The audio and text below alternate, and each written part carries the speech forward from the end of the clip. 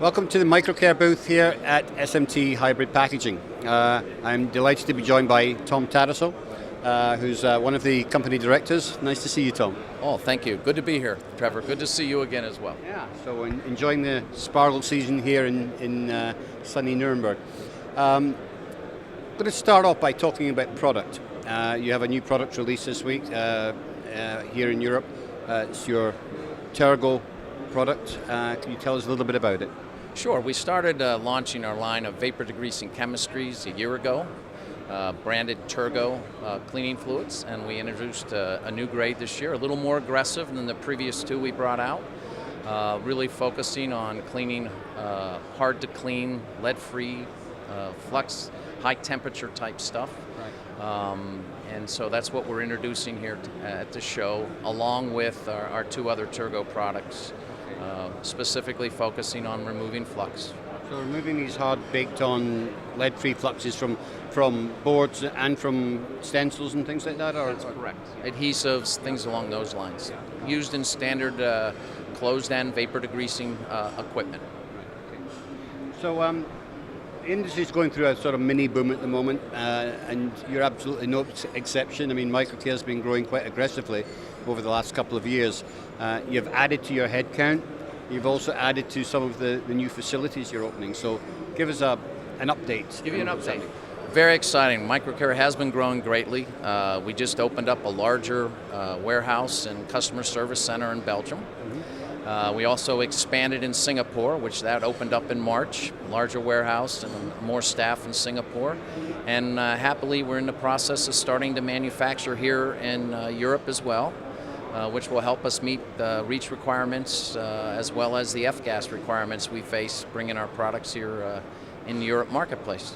So how does REACH work for you at the moment? I mean, do you have to get everything tested as it comes in? Is that why you want to then manufacture here? It just saves that step?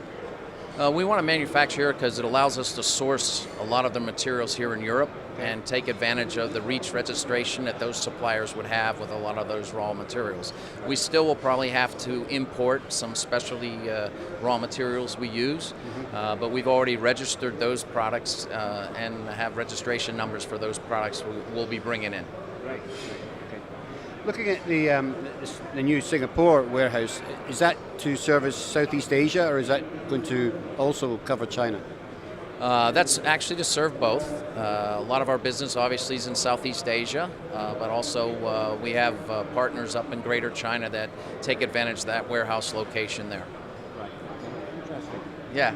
So constantly growing. What's the head count up to now? Last time I checked, we have over 100 people. Wow. Yeah, we've really grown. We have, from a professional standpoint, we're up around 18, but of course we got people, new people, 18 new people last year, plus our factory. We opened up actually in New Britain, Connecticut, another plant building, really? Which will have 24 line workers, if you will, there. Yes, really.